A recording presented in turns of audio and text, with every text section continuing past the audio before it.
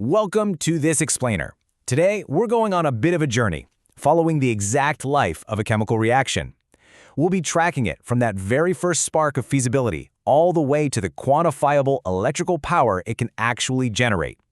So, if you've ever wondered how scientists predict whether a reaction will happen, how fast it's going to go, or exactly how much energy we can squeeze out of it, you're definitely in the right place.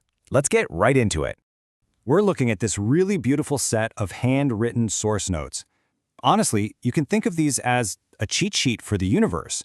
By decoding these specific mathematical rules covering thermodynamics, kinetics, and electrochemistry, we can actually start to understand the invisible forces that dictate our entire physical world.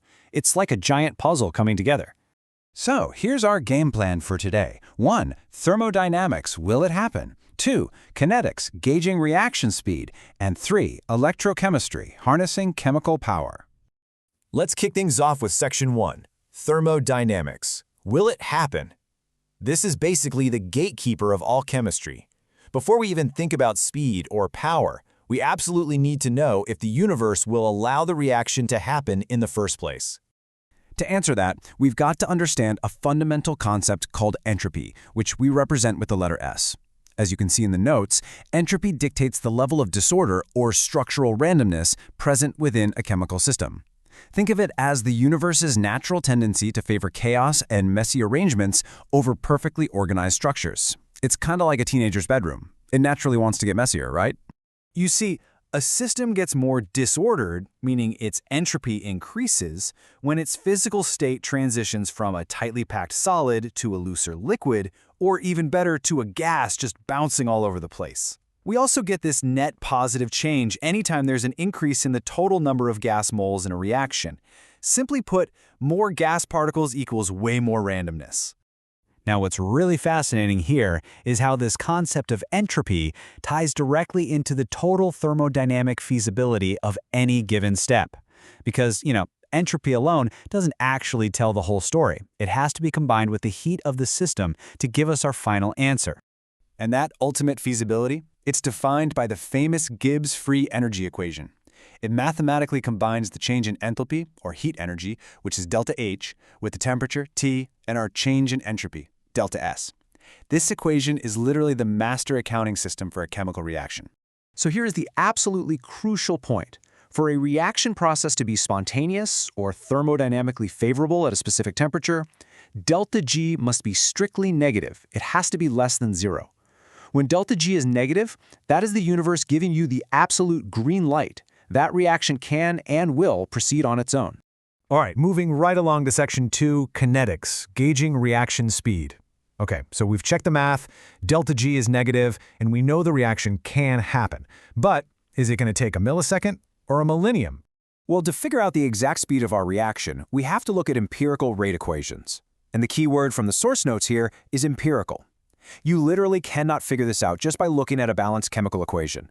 The rate equation is derived purely from raw experimental data gathered right in the lab. Once we run those lab experiments, the math takes on a very specific shape. The rate equals a constant, K, multiplied by the concentrations of our reactants, let's call them A and B, raised to the powers of X and Y. Now, those exponents, X and Y, they're incredibly important. They tell us the precise order of reaction relative to each individual reactant. Let's actually compare what those specific orders look like in practice. If a component is 0 order, changing its concentration doesn't affect the speed at all. It's just a flat line of indifference on our graph. But, on the other hand, a first-order kinetics pathway has this amazing property. Its half-life remains entirely constant, completely independent of whatever starting concentration you have. Mathematically, that constant first-order half-life is beautifully simple. It's exactly 0.693 divided by the rate constant K. It really doesn't matter if you start with 10 grams or 10,000 grams. The time it takes for exactly half of it to react is going to be exactly the same. How cool is that? And keep in mind, complex chemical reactions rarely ever happen in just one simple step. They're multi-step journeys. The notes explicitly remind us that the species appearing in the slowest, rate-determining step, which is essentially the bottleneck of the whole operation, must align perfectly with the reactants found in that empirical rate law we just talked about. A reaction can only ever proceed as fast as its slowest step. Which brings us to Section 3, Electrochemistry, Harnessing Chemical Power. So we've got a reaction that is spontaneous, and we know exactly how fast it's moving. The next big question is, can we actually harness this natural chemical energy to do real electrical work? This pulls us right into the realm of electrochemical cells. To figure out how much power we can generate, we look at the standard electropotential, better known as E0. This value essentially indicates the electromotive force of a half cell. You can think of it as a measurement of just how badly a specific chemical species wants to gain or lose electrons. When you're looking up these values, a strongly positive E0 highlights a highly potent oxidizing agent. Because it's so strong, it readily undergoes reduction at the cathode. Basically, it enthusiastically accepts, or let's be real, steals electrons. But there is a bit of a catch. This E0 value relies on strict standard reference parameters. It's measured relative to the standard hydrogen electrode, or SHE, and it assumes perfect, pristine laboratory conditions, exactly 1.00 mole per decimeter cubed concentration, exactly 298 Kelvin, and precisely 1 atmosphere of pressure. But as we all know, reality is messy. The real world rarely operates at perfect standard conditions. Concentrations change as the reaction runs. So we have to ask the critical question here. What actually happens to our voltage when our chemical system operates under non-standard conditions?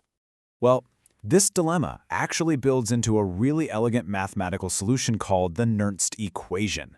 The Nernst equation was specifically designed to evaluate those exact non-standard concentration effects, effectively bridging the gap between those ideal laboratory conditions and the messy reality of a working chemical cell. And it beautifully adjusts the potential. You basically take your standard E0 value and you modify it based on the logarithmic ratio of your oxidized and reduced species, scaling the whole thing by Z, which is just the number of electrons actually being transferred in the process. So what does this mean in practical terms? Well, for example, if we dilute the oxidized species in our cell, the system's equilibrium shifts.